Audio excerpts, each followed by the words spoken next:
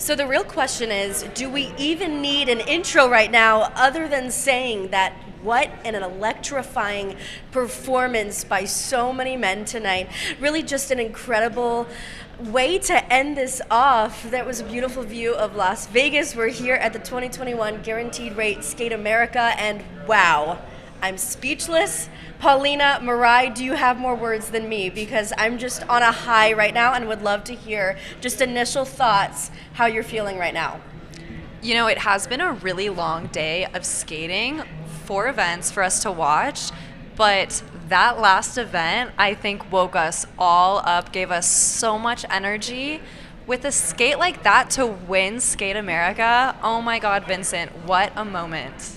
And Mirai, you said, yes, I was feeling a little sluggish. I need to wake myself up. But you said this was the energy, the perfect moment that you needed to get you back up to that perfect moment, right? We were actually talking, Polina and I, about how, we wanted it for Vincent because all of the attention was on Nathan, and that is so deserved. But to see Vincent put it together, we know what it takes, and that wait time, especially in the free skate, is so long. And to put out a performance like this, look at me, I'm hyped. I'm so hyped too. Now, I want to talk about the full standings right now. In just a little bit, we'll actually see the men getting their medals down on the ice. But let's take a look at where those final listings are. As you guys just mentioned, come on, we could be amiss to say that Vincent is on top, number 1. And look at that score, 295.56. Just incredible here. Shoma in second, Nathan in third, Shun Sato followed, and Jimmy Ma in fifth. 3 of our top men in that top 5 spot. Really incredible to see some incredible skates tonight. Talk to me just a little bit about, let's start off with Vincent. This is the big one. Let's continue this conversation. Paulina, what stood out the most to you? Obviously, number 1, consistency. He really laid it all on the table here. Such a deserving win. And his points, oh my God, almost breaking 300 with that 295 score.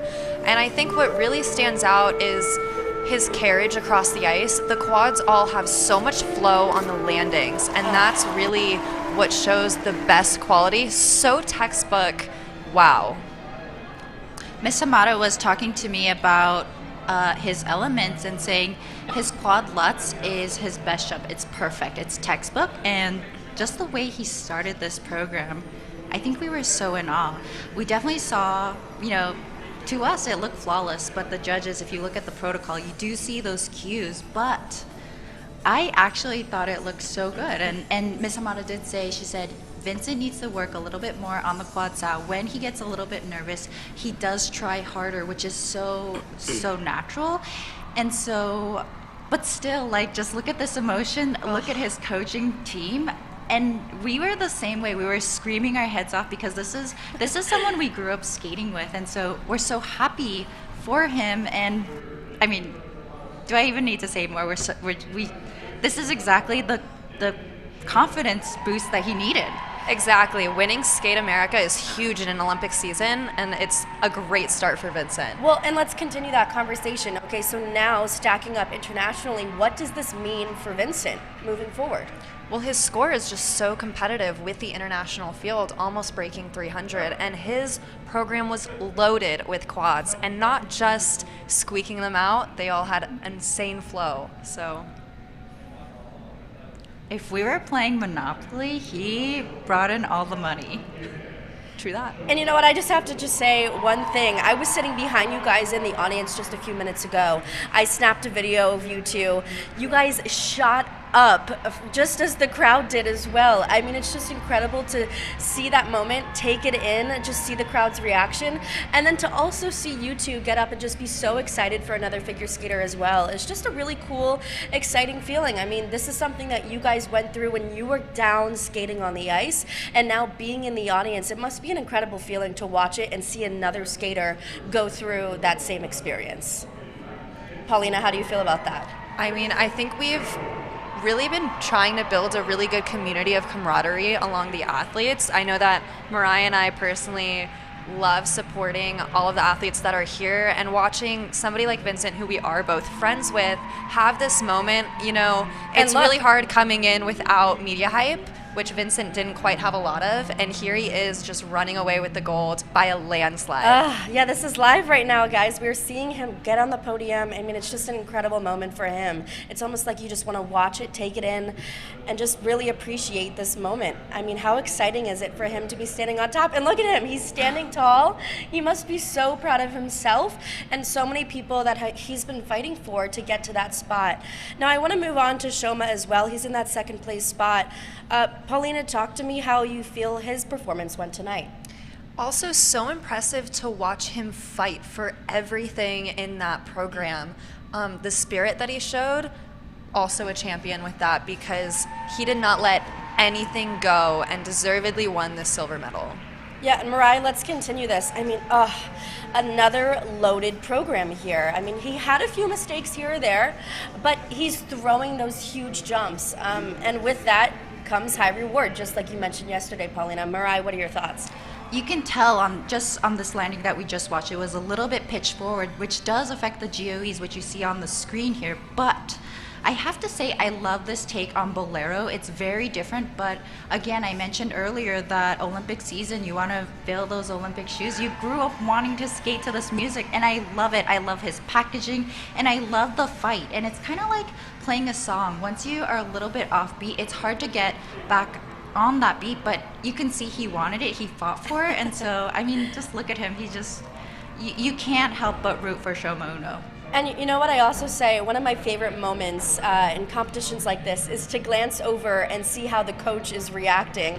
And what a great reaction we just saw in that video of the coach just jumping up and down. I had been watching from the sidelines. Okay, I saw Shoma giving his bows, but I had to look over to the coach just to see how proud he was of Shoma. And so you guys must have a similar feeling to that as well, knowing that not only are you doing this for yourself, but for someone that you're working so closely with as a coach.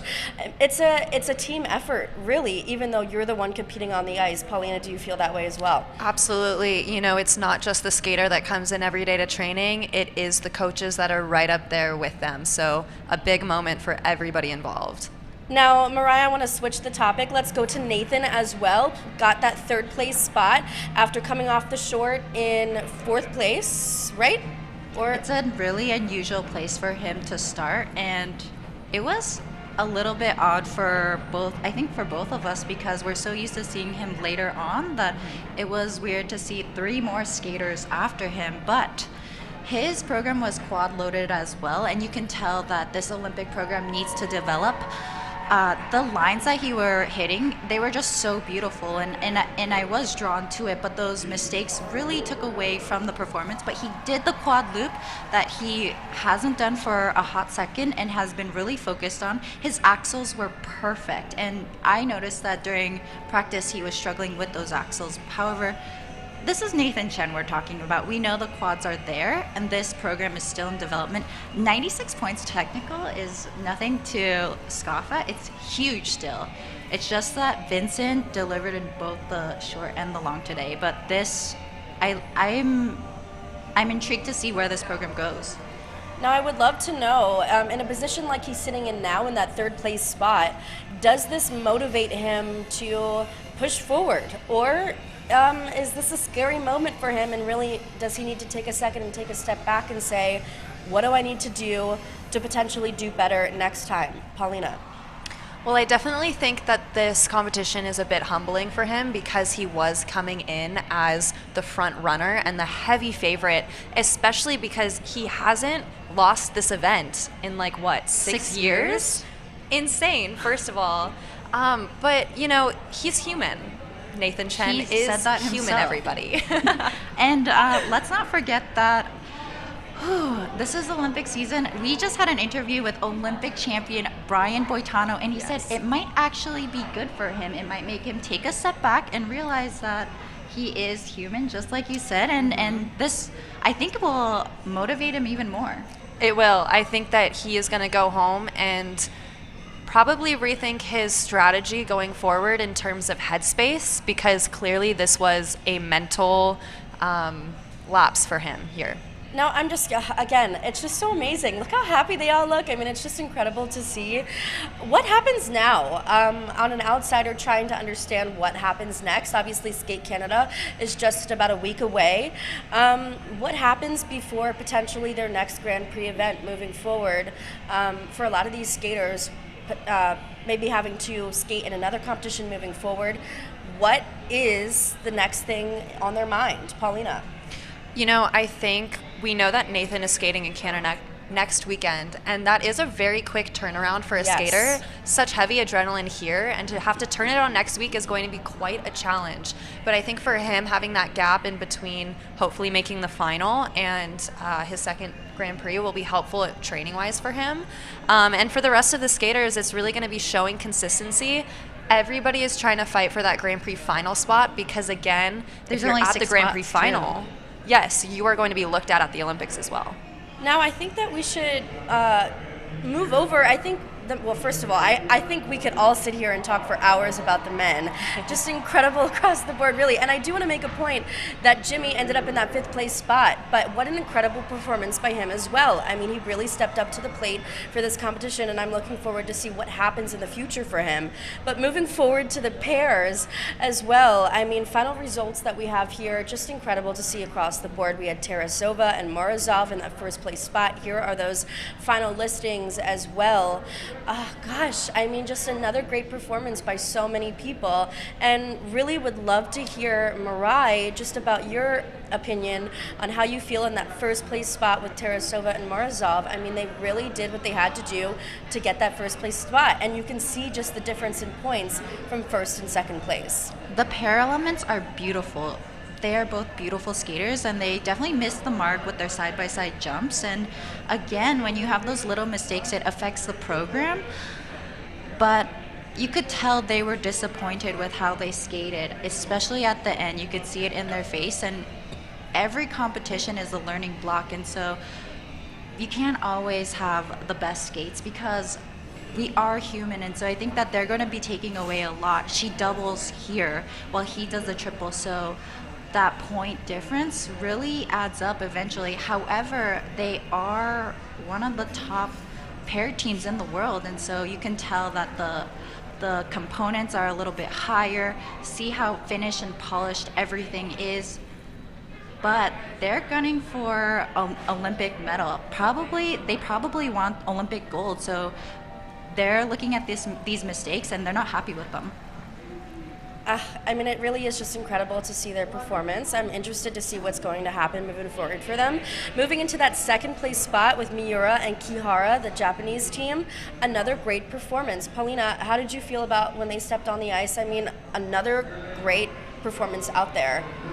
A few points behind what we saw in the 1st place spot, but still incredible as well.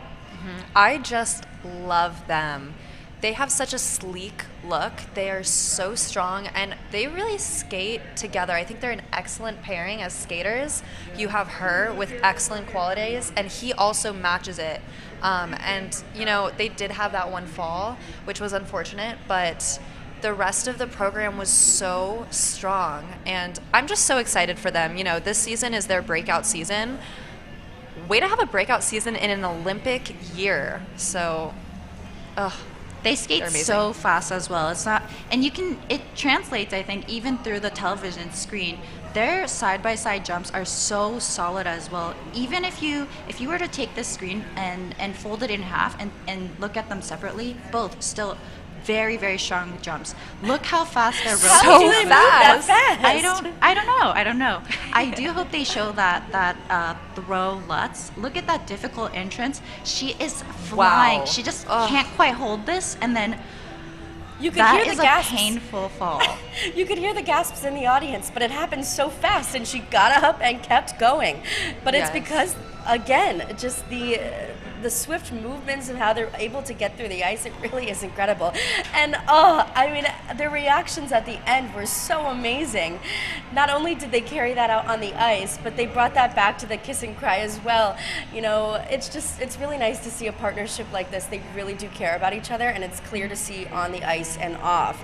Now I want to move over to Knierim and Fraser as well. They were in second in the free skate portion, ended up in fourth place. Polina, how do you feel about them? They were incredible. Their music selection I thought was wonderful. Such a great choice as well. You know, they really fought for all of their elements in their program as well, which was awesome to see them skate clean here, stay on their feet the entire time, especially redemption for Brandon here because he did miss the toe loop in his short program, but here he did it rock solid. So I know that he felt good about that moment. And wow, every time Alexa lands a throw, I feel like her posture and her face are just amazing to watch because she just radiates sheer happiness. What a great moment for them here as well. You can see, though, that they have a lot of room still for improvement. On that triple sow we just saw, if you take a look at her ankle, it does break. And so you want, in order to get those positive GOEs, you want to have a solid landing. But there's still a pretty new pair team. And so they've made so much improvement, such strong skaters individually as well. And you know, I just love watching Alexa because she wears her heart on her sleeve, and the joy and the motion that she shows at the end is something that I think as skaters, that adrenaline rush is something we can relate to. Absolutely. And can we talk about music selection too? We've briefly touched on this in other live shows that we've brought to you, but what a great, I mean, I loved it. I thought it was fantastic, and that embrace at the end, another one, just incredible to see. I believe they skated to Fix You by Coldplay and maybe another mix of that as well towards the beginning of their program. But just the ending of that program, it just felt so good to be sitting in the audience and watching something like that. And Polina, just as you know, we've talked about this before, music selection is so important for not only the skater, but, you know, just for the judge's perspective as well. It gives that full, bringing it all together, tying it all together to put it out there, right?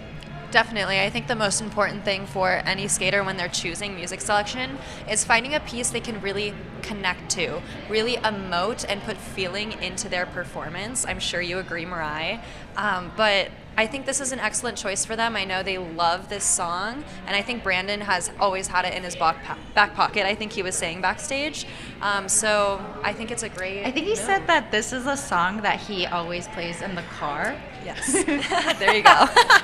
So if you're playing it in the car, Whoa. you probably would like to skate to it as well. Car jam. So he was saving it, like you said, and Olympic season is a great time to pull out all your car jams. It sounds great in the arena too. So We get goosebumps listening to it, and that's how you know you have an Olympic program music. Yeah. right on. Well, Mirai, I want to ask you about the race for the U.S. Championship and 2 spots on the Olympic team. This is a big year, as we know, just 4 months away from Beijing. Talk to me a little bit about standings here tonight and how that could potentially impact moving forward. I think it's clear that Alexa and Brandon were the better team, but this isn't all that the U.S. has to offer. I do appreciate that there are 2 slots this year because, you know, we are all a skating family, and last Olympics, seeing that race for that 1 spot, that was very difficult because, you know, you want those opportunities for everyone, and so to have the 2 spots this year makes me feel a little bit better. However, it's still a tight race, and so, you know, this is the Grand Prix, the first Grand Prix. We'll see how the rest of the U.S. pairs stack up, and the final will be here before we even know it too. Mm-hmm. Yeah, and I think we want to take you one final time back out onto the ice, seeing that podium again. There they are. We're now seeing the pairs here as well. It's just incredible to see. They're so happy, them embracing it. I mean, when was the last time that we got to see this? A long time ago. Embracing each other, giving each other hugs, and just really cheering on each other. This was just a great performance. This is so huge for the Japanese team as well. I don't even know the last time that a Japanese pair team stood on a Grand Prix podium. So this is 2011 was the last time a Japanese pair stood on the podium. That is 10 years ago. Wow. They've been working really 2011 hard. was 10 years ago. Wow. Think about that for a second. I mean, what a beautiful moment that was to see. And again, just talking about just what a great way to end day 2 of Skate America. And it's not ending anytime soon. We have another day ahead of us. Can you believe it? Yeah, No. we have another day. The Olympic season has started, and with these first teams already medaling, these men, we are in for such a treat this Grand Prix season. Now here is what's going to be happening tomorrow at 11:05 Pacific, 3:05 Eastern. We'll be live right here on Facebook, YouTube, and Twitter. We also are going to be joined virtually by U.S. ice dancers Caitlin Hawaii and John-Luke Baker, something that you're not going to want to miss. We've got a full packed schedule ahead of us tomorrow. We're tired.